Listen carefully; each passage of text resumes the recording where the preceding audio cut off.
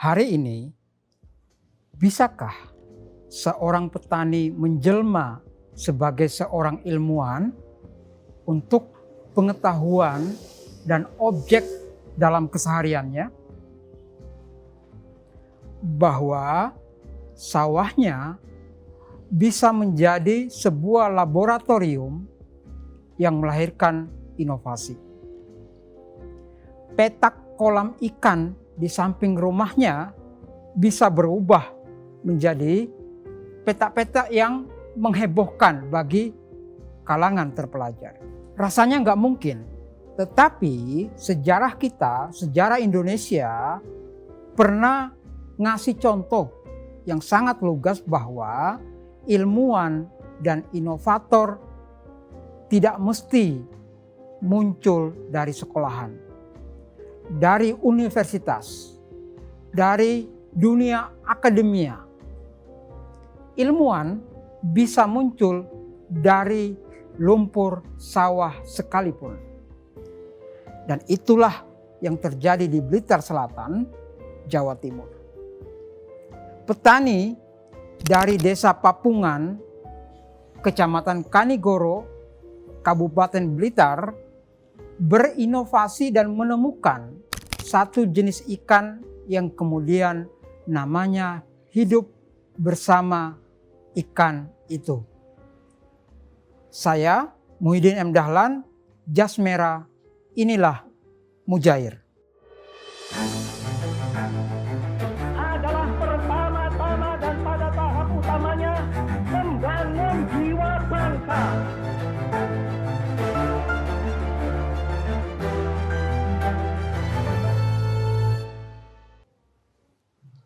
Kalian gak salah dengar dan gak salah terka. Tokoh Jas Merah kita kali ini memang bernama Mujair. Dan pastilah kalian semua paham bahwa Mujair adalah salah satu dari sekian banyak nama ikan tawar atau nama ikan darat yang pernah nangkring di piring makan. Nama ikan itu, ikan mujair, diambil dari nama penemunya yang bernama Mujair. Buku ini, yang judulnya Mujair, Sejarah Tersembunyi Ikan Mujair, fokus membahas sosok yang bernama Mujair dan sekaligus temuannya ya ikan mujair. Yano Ariwibowo, penulisnya di buku ini, memakai cara penulisan sejarah klasik. Jadi dia memakai cara penulisan sejarah klasik seperti penulisan babat dengan mengulang paragraf.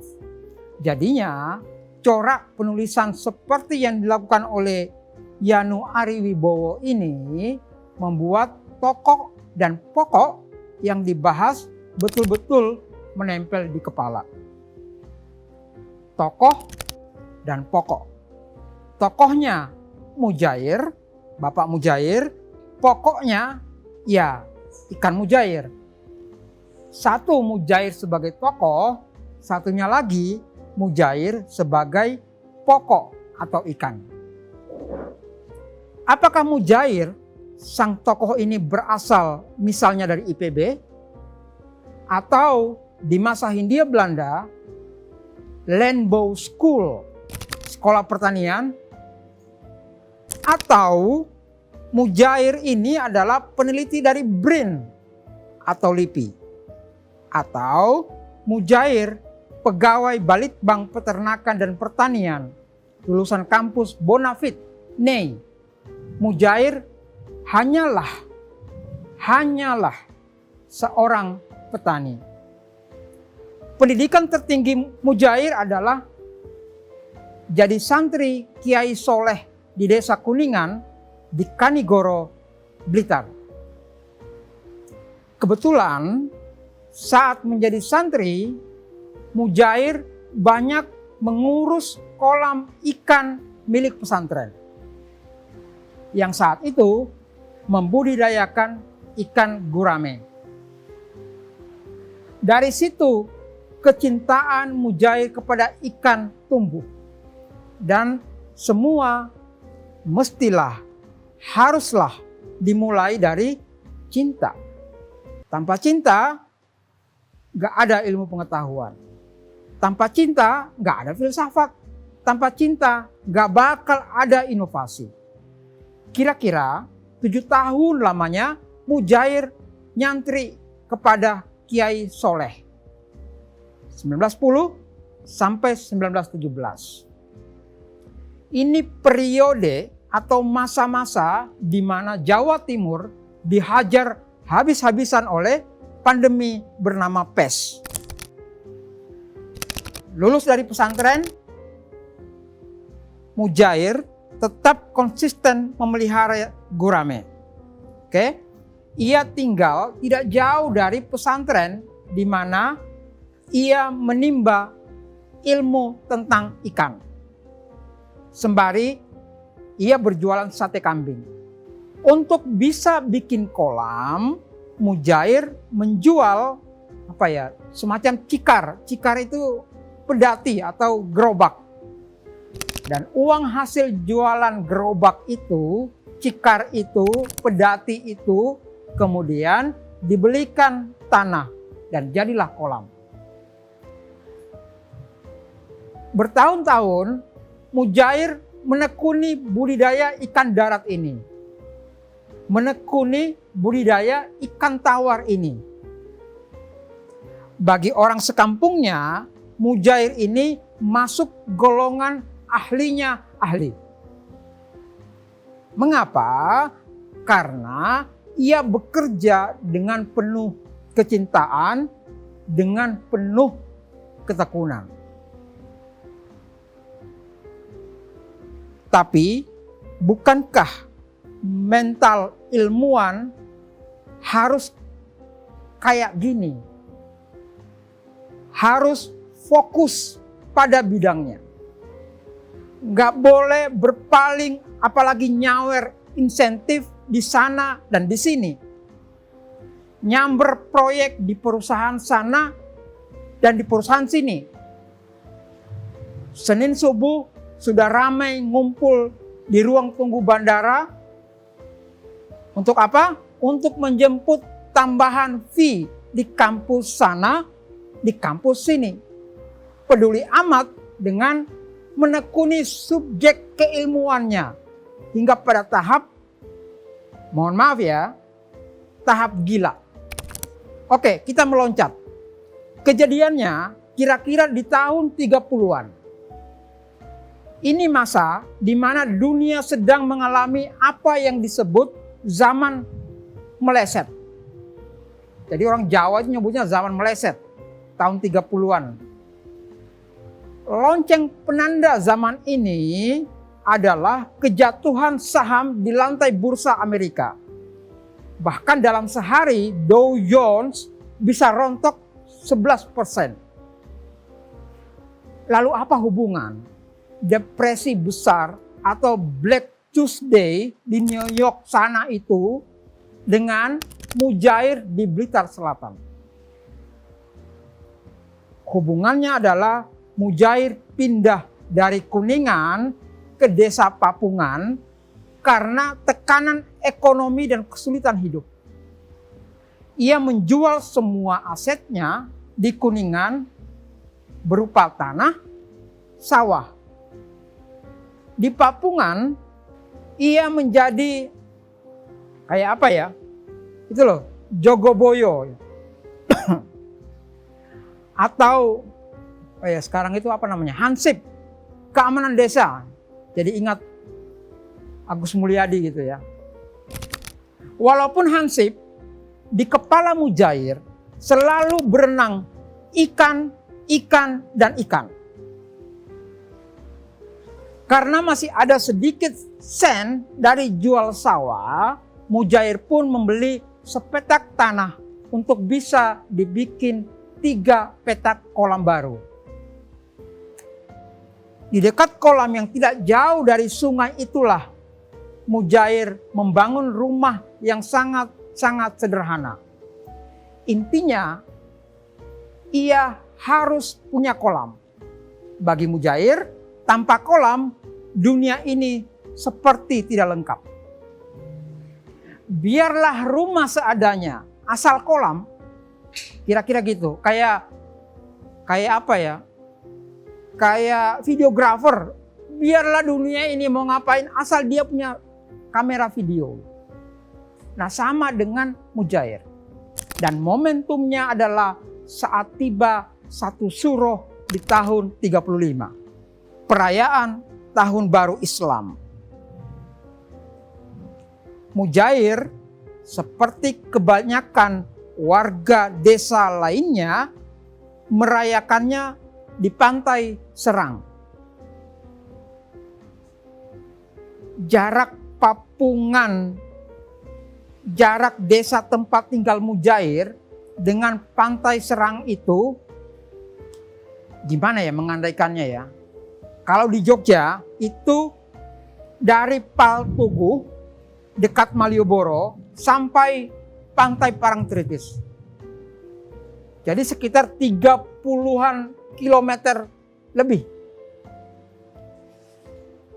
Mujair naik apa ke pantai? Kalian kira dia pakai matic apa? Dia jalan kaki bersama warga yang lain. Naik turun bukit, melewati hutan jati, bebatuan. Dan kalau mau membayangkan kontur Blitar Selatan, coba deh kalian nonton lagi film Operasi Trisula. Dan bayangkan mengapa PKI membangun benteng alam di Blitar Selatan itu.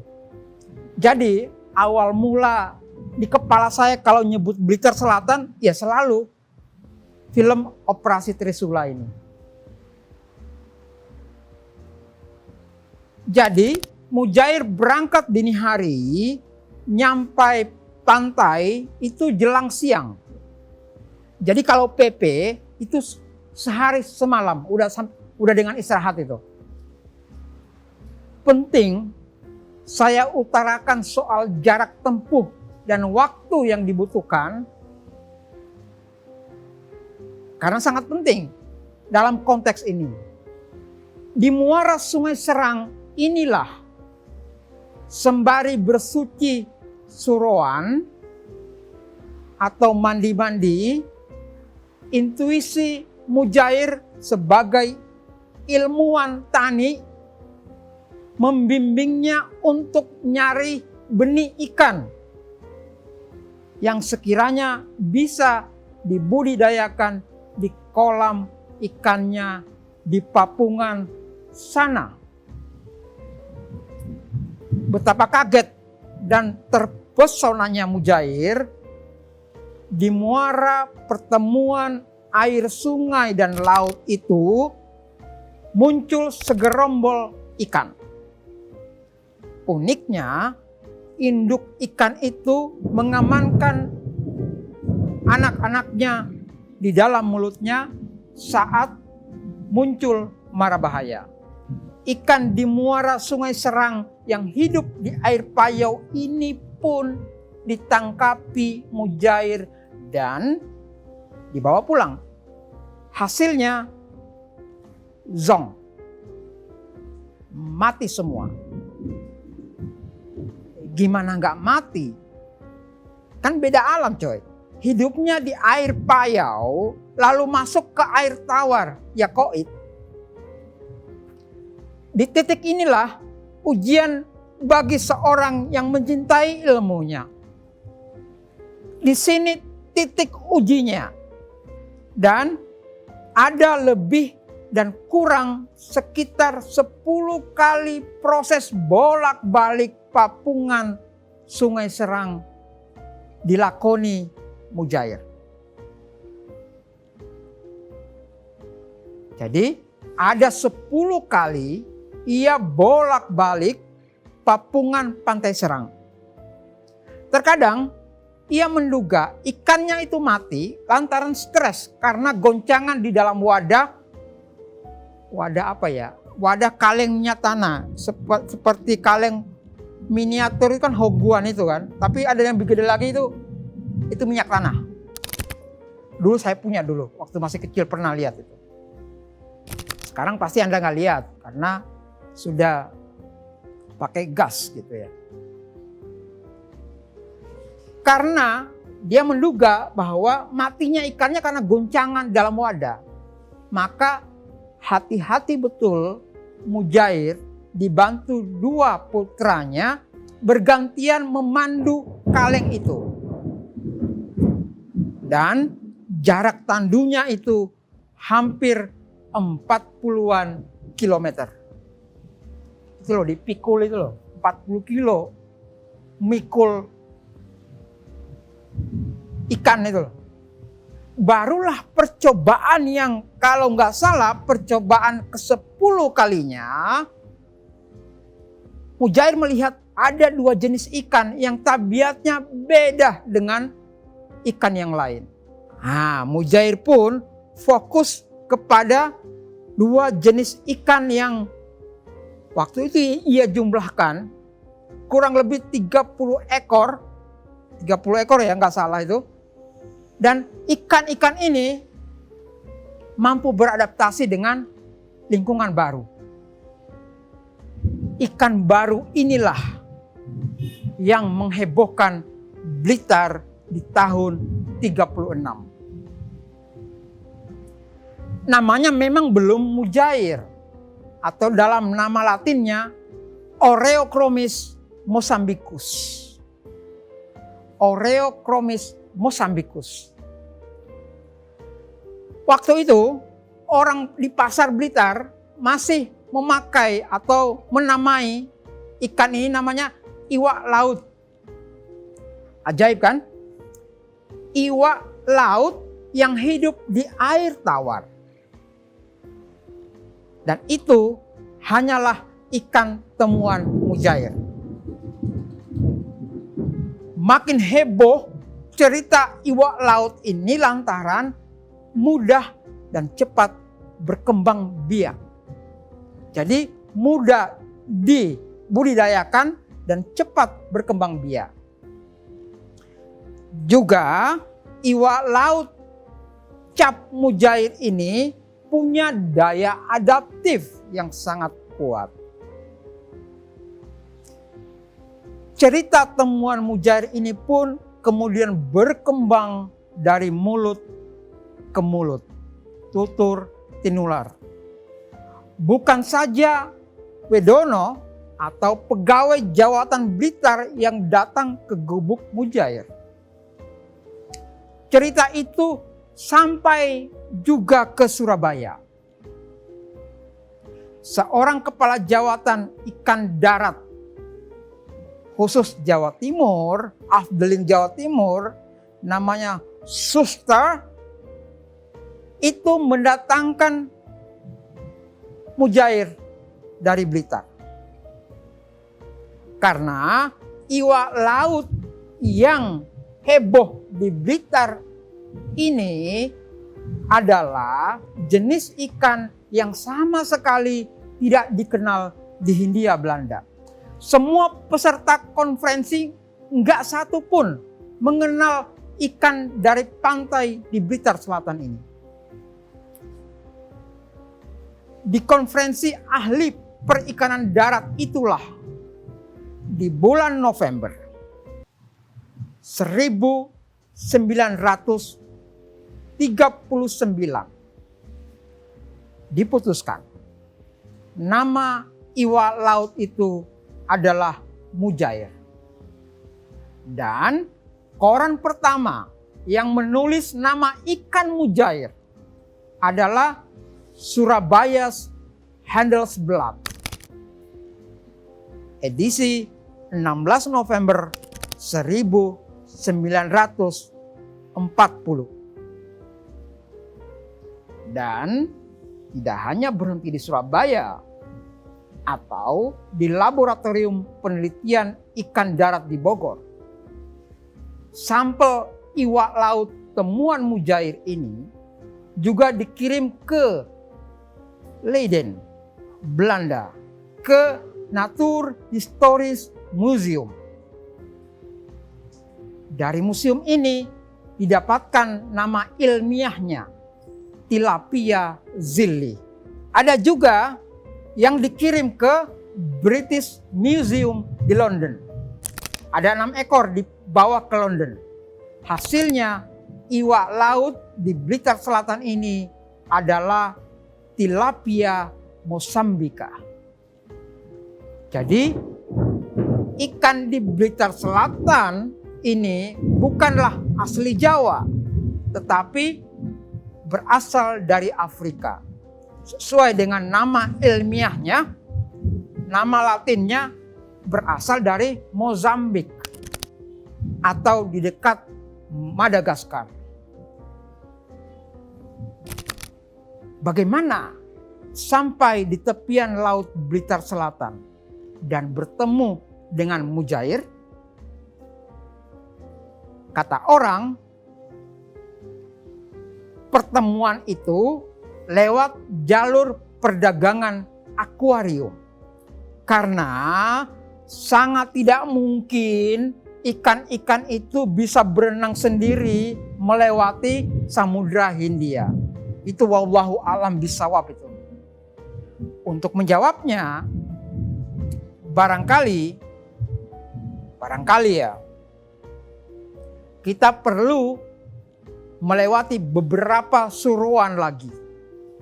Kita mesti mandi dan menyucikan diri dengan segoro. Ingat, itu tadi ya, momen perjumpaan Mujair dengan iwak laut yang kemudian bernama Mujair ini terjadi pada satu suruh di Blitar Selatan. Sebuah daerah yang setelah 65 seperti halnya Madiun lebih akrab dengan cerita momok. Cerita tentang hantu merah yang menakutkan. Tetapi yang tidak pernah kita sangka-sangka bahwa dari sinilah lahir ilmuwan dari kalangan petani. Ilmuwan dari kelasnya sendiri. Kelas tani. Kelas marhaen yang menemukan dan belajar dari makanan yang ada di piring mereka sendiri. Dalam hal ini ikan mujair. Inilah ikan yang sudah sangat lama ditemukan ketimbang ikan darat lainnya, semisal ikan nila yang tiba di Indonesia bersamaan dengan tibanya Freeport saat menggali tambang di Papua. Bedanya, nila datang dari Taiwan, Freeport dari Amerika dengan berbekal blade pertama yang dikeluarkan pemerintahan junta militer Soeharto. Jadi, enyahkan masalah di kepala, mari memancing. Mari kita healing. Ingat ikan mujair, ingat bahwa petani pun bisa menjadi ilmuwan untuk kelasnya. Asalkan apa? Karena mujair adalah teman kita. Seperti kata film propaganda Jepang, di mana nama ikan mujair ini juga dikenal dengan ikan Nippon. Maka dari itu, selainnya ikan mujair dapat dijadikan makanan, pun ia dapat dijadikan teman kita sebagai pembasmi nyamuk malaria. Marilah kita pelihara ikan mujair. Dalam film ini, dengan perantaraan Tenari Kumi, bibit ikan mujair sedang dibagi-bagikan kepada penduduk yang memerlukannya. 美味しい魚、強い魚、ムジャイル。1年のうちに1匹が1万匹に増えるムジャイル。 Marilah kita makan ikan mujair bersama-sama.